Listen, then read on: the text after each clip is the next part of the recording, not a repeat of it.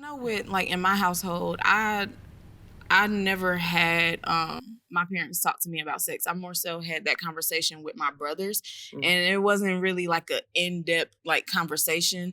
I'm the youngest out of 7, so I more so learned through watching.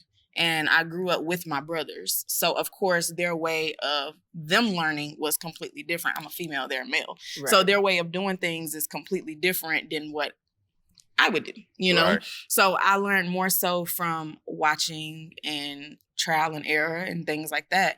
But I do think it's very important for parents to, both parents, mom and dad, talk to their kids equally about sex and talk to the women about their periods and talk to your sons about periods as well. Educate your sons on that too, because it starts in the household. So like a lot would be different had these conversations, if these conversations were made, like a lot would be different with not only myself, but I feel like a lot of people, if more conversations was had around women and men and how we express ourselves, even if it's telling a personal story. Like, and I'm not saying when your kid is young, but like I have a son, his name is Marcellus.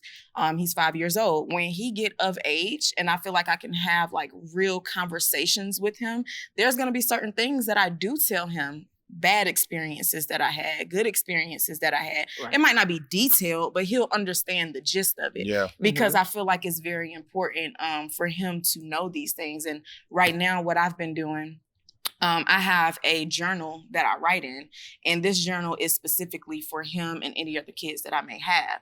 So when, I pass, I have something to leave behind. I have my stories to leave behind to my son. And by him going back and looking at certain stories, whether it's about sex or dating or something else that's going on in my life, he'll be able to look in that and be like, well, my mom handled it this way and it didn't work for her, or it did work for her. Wow. Let me do something different, or let me do the same thing. So I think it's very important for us to have those conversations with our children. Go ahead. I went to, don't judge me, I went to Catholic school. And there's a big, I'm not going to say it's a misconception. Yeah, because I'm about to say, first of all, Catholic girls, man, I don't know what it is. The stories are true, okay? Been in uniforms. I was definitely afraid of my 6-foot black mama, okay? I wasn't rolling up my knitted skirt, my kilted skirt after Catholic school or whatever. But yeah, we did talk about sex. We had sex education. It was just more so about how the reproductive organs work and things like that. Yeah. But again, like how you're doing for Big Sellers, like I just wish my parents would have given me those conversations. Yeah. But knowing what I know of them now and understanding they weren't in any position, mentally, or any other lead that you can think of to provide me with anything. So, regardless, I would have had to learn on my own. But, I definitely encourage, because I'm not a parent either. Yeah. And what I give and what me and my sisters give to my nephew are all those small details that our parents didn't give us to make better decisions in life. Because like I said, if my parents would have had those conversations, because I saw my parents, how they move. I knew that they were having marital issues. Right. I knew that they were cheating on each other. And I know you guys weren't just going out to coffee. It wasn't discussed, but I wasn't dumb as a kid. Like, I know mommy's going out to do such and such, and this ain't my dad. Yeah, kids feel energy, And that's another thing with my nephew. Like, if I'm having a bad day or something's like, I won't talk about it, I'm shutting it down, because this isn't something that he needs to experience or feel, because I don't want him to feel what I felt, growing up. I don't want that to play a role in his life and his decision making or anything, because, what my parents did, how they moved about, it played a huge role in how I moved in life and decisions I made, especially with sex and relationships. Right. I don't want to get too far off, but I do want to discuss the purpose in sex and dating. Mm-hmm.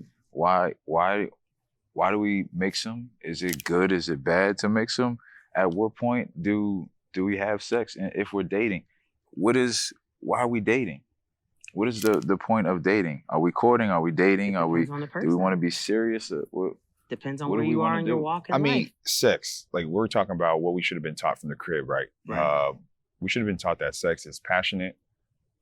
The overall, it's for pleasure. but the main purpose is for procreation. Right. And now sex is a hobby. Sex is casual. There's no respect for it. Sex is not sacred. Yeah. You know, we can use the definitely. S word, but yeah, it's not sacred. And dating, and you just use the word dating and courtship, but those things mean two different things. Mhm. Because courting someone has a lot intention Mhm. behind it. Courting means like, look, I'm looking to take this to marriage. Yeah. Period. Courtship leads to marriage. Right. Get your stuff right, because we about to get married. Right. Right. Because in courtship, you're working on yourself as well. Mhm.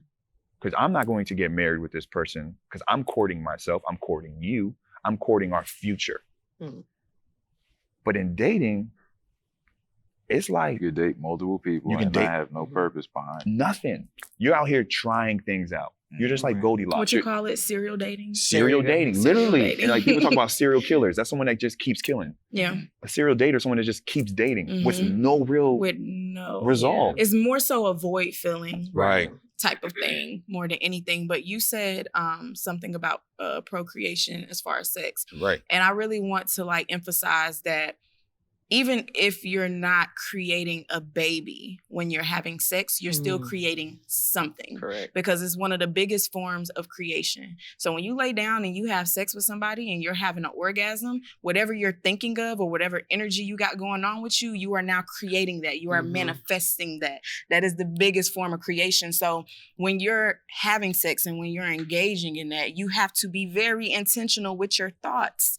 When you're having sex, you have to be, especially when you're having an orgasm, you have to be very intentional with that energy. Because if you're not, you're going to manifest things in your life and you're going to be like, why is this happening? Mhm. Whole time you're having sex with somebody who's going through depression right now and they just Man, you needed you depressed. as an outlet. Damn. So now y'all done manifested this whole Come on. energy Come and on. you feeling things that's not even yours. Come on. I totally Sounds kind get of that. personal. Because again, going back to my younger self, the whole thing with sex with me is just to dominate. Oh my gosh. That was so scary. I just want to dominate. I mean, it was control, it was power, it was making a man my bitch, and I was good at it. Wow. Been there. And yeah, Been there. and Y'all but are cool. that Y'all are cruel. but that poured over into my later years and making sure I'm in control. I'm in a position of power, having to be, the go-toer, to be the head of household. 21st century black woman. All right, and I am not. I am strong, and I am independent, but do not put them together. Okay, I think that's such a negative, thing. The strong, independent black woman. No, I'm not all that together. I am that separately. But back then, that's what it was for me. I could dominate you. I can make you do whatever. I can make you come like that. Okay, bye. That's what it was. But like I said, that was stemming off of what I saw and what I was taught.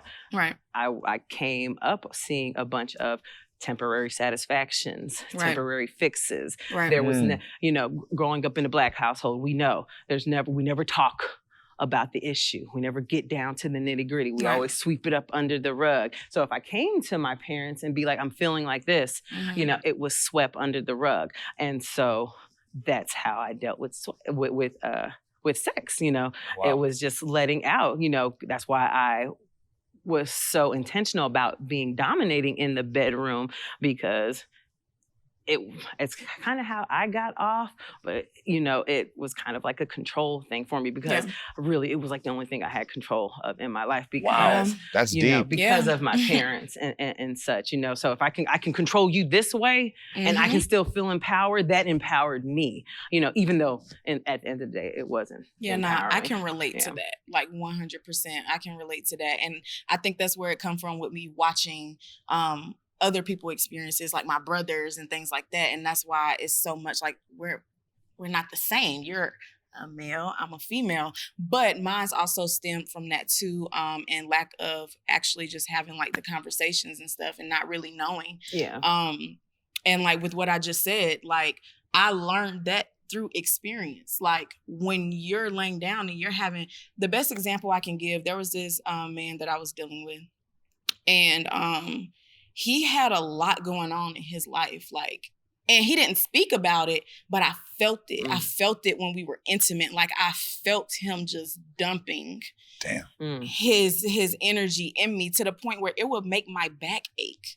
Like it would make not make my back not make my back ache from how we had sex, because I'm a dancer, I'm flexible, I got this. You know what I'm saying? Like it wasn't from that. It was literally his emotions and the things that he experienced in his life, his traumas, things that he was going through. It would literally make my back hurt. And I actually sat him down one day and I broke it down to him, and I told him like, yo, we cannot be involved with each other anymore, because this is how you make me feel. Like you mess with your nails, you be anxious. Like really paying attention to those slight things made me realize, yo, when I've been feeling anxious and depressed, it hasn't been my emotions. It hasn't. It's been you, because you're the person that I've been having sex with.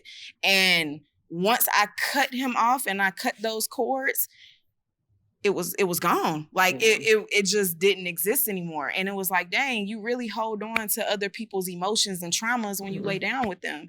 And that's deep. Yeah. And now that I'm older, I know that now. So now I'm a lot more intentional, versus then I was just filling voids. I was trauma bonding with people. Like it was a lot of stuff going on. So now that I'm older and I'm more wise, I'm more intentional. Right. Yeah. So sex and dating is really more serious than what we think. Because if you're making those type of connections, and if you're laying down with somebody who is broken, we're all broken. If you're laying down with somebody who does not want to pick their pieces up and do something, and still wanting to bask in their brokenness, and you're like, hey, I want to build. Yeah. That means you really got to consider all of that stuff. Yeah, you do. It's like super important to. And I think, one thing I can say about our generation, okay, this is the best way to put it. So older generations, a lot of the times with our generation, I hear that, these women don't date the same, and they don't do this and they don't do that. And these women use men for sex and food and da-da-da-da-da. And I would be like, to a certain extent, I agree, but I really don't, because I think back to those times with past generations, and I understand that those women couldn't even get a house in their name. They couldn't do anything without having a man in the household. So I'm like, y'all are actually getting chosen now more than you did then, if you ask me, because we needed men in order to get a house. We couldn't even work. We couldn't get a house in our name. We couldn't do nothing. So a lot of those times then, these women are laying down with these men, cooking these men meals, doing all these things for men to survive. And I think now with our generation, I think people have more of an issue with women being so independent, because we're actually in a place where we can literally take the time to choose who we want to lay down with, who we want to date, because we can get our own jobs, we can get our own houses, we can get all of the things that y'all can get for us when it comes to those type of things. But when it comes to actual connection and intimacy and, actually being a provider outside of finances, men feel uncomfortable with that now, and it makes it more difficult. Yeah, they're definitely, how you say, I can't think of the word, intimidated by such, because yes, I can get my own. I got my own job, I got my own bank, I got my own car, I can do this, I can do that for myself.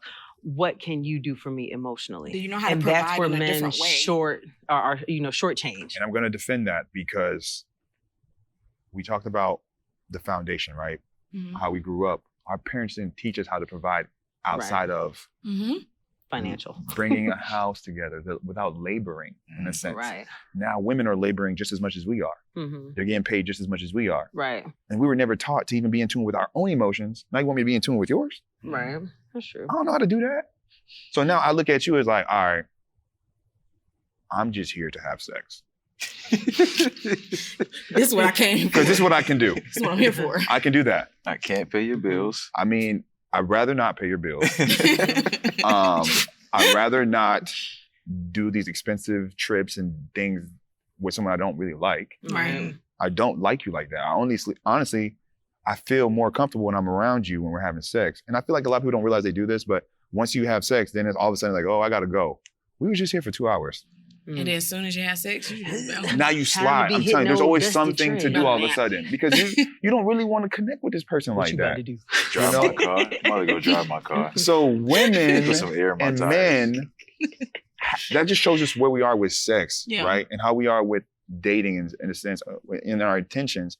We haven't really learned to connect with each other on a very intimate level to connect where like, okay, she's the breadwinner.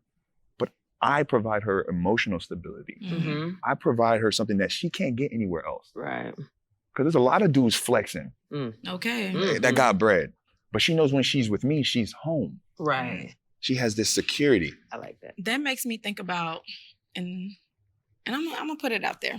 So my son's father and I, when we were together, he was the first dude that I met that was a great provider. So as a woman growing up, you hear, man, gotta provide, he gotta pay the bills, he gotta do this, he gotta do that. So he was the first guy that I came across that was what I always hear growing up. He was a great provider. I didn't have to worry about bills. I didn't have to worry about, like, if I needed my hair, nails, whatever done, he got it done. Like, everything was taken care of. But then as the relationship progressed, I'm like, you're not affectionate enough. Like, you're not emotionally available enough. And I had to make a decision, because now I have a baby. So I had to make a decision for both of us on what would work best. And he didn't want that. Like, he pictured himself being with me. He pictured marriage and things like that. And at one point I did too. But as the relationship progressed, I started noticing, like, dang, if we were to lose this place, if you were to lose your job, if you were to lose all of these things, you wouldn't have anything else to offer me. And maybe it's because of me, because sometimes we have to take into account, sometimes we're just not there. We're not affectionate with certain people, and certain people we meet, we are. Like, he's in a relationship now and he's blossoming. Like, his relationship with his girlfriend is so beautiful. Like, and seeing him in that environment, in that space with her, is very refreshing to see, because it's like, I made the right decision to let this go, so that way you can get what you needed and I can get what I needed.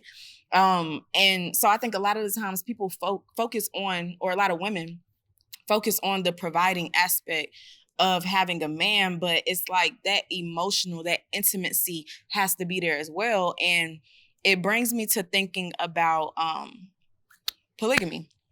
A lot of people feel like polygamy is just based off of intimacy, in a sense, like you're in a relationship with this person and y'all are doing this. I feel like, in a sense, I'm in a polygamous relationship with my son's father, but we're not intimate, because even though we're not together, we have a child together, and I still have to build a relationship with him. I still have to nurture him sometimes. I still have to communicate. I still have to do all of those things that I would do if we were in a relationship. The only difference is we're not intimate. But because we have a friendship now, and we can communicate, and we have that, we know when to nurture each other still, and all of those things, we have a great friendship, See, your story makes me think of my ex. Y'all know I'm emotional. And I ain't gonna say unfortunately, because it's actually my superpower. If I'm happy, sad, angry, anything in between, it comes out in tears. That's just who I am. Looking glossy, girl. That's just who I am. Man. Whatever emotion I'm feeling is going to come out in tears. And my ex, he could not handle that. Yeah. He could not handle it. He didn't want to deal with it, I should What, more or tears? less say. Just my emotions, period. Me talking, hey, I'm feeling this. Right. You doing this makes me feel like this. But his response would be, "Oh, you're insecure, or you're that." You're listening to me, but you're not hearing a damn word I'm saying, because I'm telling you this is the reason why I'm feeling insecure. And I'm not an insecure person. What you're doing is making me feel insecure. Because you're not creating a safe space. Correct. So sexually, when I'm with you, I want to have a lot of sex. As much sex as I wanted to have with him, I didn't, because I didn't feel sexually safe, because certain things that he did and said, like, he was all about big booty bitches. And he was disrespectful with it. Like, if we go out in public and whether he can see it from the front or not, he's gonna break his neck to see if she got a big ass. With you? Yes, with me there. Why are you there? Well, while I'm there. Red flag. Yeah. And then like I said, this is over 10 years ago. Yeah, this is over 10 years ago. So I didn't know no better. So we dated for like 3 years. And then mind you, I'm in my late 20s. He's in his late 30s. You swore he was in college because he would screenshot pictures of chicks off of Instagram on his iPad and save them. And of course, and of course, all of these women, I'm not built like these women. I don't have a Coke bottle. She fine, but she don't got no Coke bottle. And but I'm supposed to feel sexually secure with you. I'm supposed to, because he'd be like, and I see what you're admiring. I see what you're so what are you picturing with me when we're intimate? You know, so he wanted me to how you say, like start it off more often. But I never did. I never initiated because I didn't feel secure in doing such because I see what you look like and that's not me. I'm not built like that. So how am I supposed to feel secure with my man and initiating and being this way? You want me to wear fits. Why would I do such for you when you're not accommodating me emotionally, sexually, and any other way? I'm gonna say something right now. That a lot of guys probably don't want out. But some guys don't even think about the woman they're having sex with while they're having sex with them. Well, they don't even, that experience. They don't even make eye contact with them. Turn around. Please turn around. Turn around. Hey, listen. I'm telling you, sex, dating, the way we're doing it now, we don't really need to have a connection with each other. I'm just experiencing what my desires are through you. And a lot of times it's like a broken, like we talk about filling up a void, but I'm not thinking about you. Sometimes people don't even think about the person they're with, and that's a real thing. The crazy thing is, I picture myself, because my parents have been together for 31 years, 32 this year. I picture myself being a hunter, like having a spear, and my wife is over there, and I see her, and I'm trying to figure out how to get there or how to throw this spear and hit her so that she knows that I'm here. Nowadays, I like that. Nowadays, it's like I'm the lion and I'm being chased by the gazelles. Yo, that's a crazy way of putting it, but it is true. Yeah, a good visual though. I think back to what you were saying. I also think a lot of the times with men, like when men or when women have sex with somebody and they're thinking about somebody else, I think a lot of the times, for one, they having sex with somebody that they're not like super attractive to, whether that be mentally, physically, emotionally, spiritually, whatever. But I think ultimately they're having sex with somebody they're not really attracted to. And also, one of the things that I've come to learn through my experience is TMI. But when I'm having sex, I'm very much so into myself. I like how I sound. I like how I'm moving. I'm feeling myself. Like I'm loving how I am feeling in the moment. And I realize when I'm into myself and I'm receiving, you ain't got no choice but to look. You ain't got no choice but to be there with me, because you just like, wow, you are really like, let me do this and see how you react then. Or let me, and y'all men, it's y'all egos. So y'all like to see stuff like that. Y'all like to see like if I do this, how she's going to react. How is this going to do? So I think with men, a lot of the times, I feel like part of that's where it stemmed from as well. So guys, what is making love? Making love. Is that the next question? Yeah. What is making love? I think making love is everything that we kind of talked about. Yeah. Pretty much the opposite of it, just intimacy, connection, passion. Did I say intention already? But just communication, like even, I think patience too. Patience enough to getting to know your partner's body. Oh my gosh, emphasis on getting to know the body. Because I think a lot of times, guys, we do this. We have sex with a girl, we rush, we get to our spot, and like, are you good? I'm good? All right, bet. But we never really made love to understand that person, because there's more knowing the spot. I think women are the same way too. Definitely. Oh, definitely. Because girls will get theirs and slide. Like, you know what I mean? But I think making love is that deeper connection. Like, I know your body to the point where like, I can make you come before Just by before you penetrate. Penetration. Right. Yeah, definitely. Or by the time I penetrate, it's a floodgate open. You know what I'm saying? Because of all the pre-work that I've done to the body, knowing your body. Right. Yeah, stimulation. Correct. Knowing your partner well enough that I can connect with you on such an emotional level. Listening to the body, feeling the body. Even waiting for any reaction. Yeah. But that goes back to communication. Like, how open are you guys talking about, hey, this is what my body needs? I don't think you have to talk about it. I mean, you do. I don't think you have to talk but about I know it. where you're going with that. And I agree with you and I agree with her. Both are needed.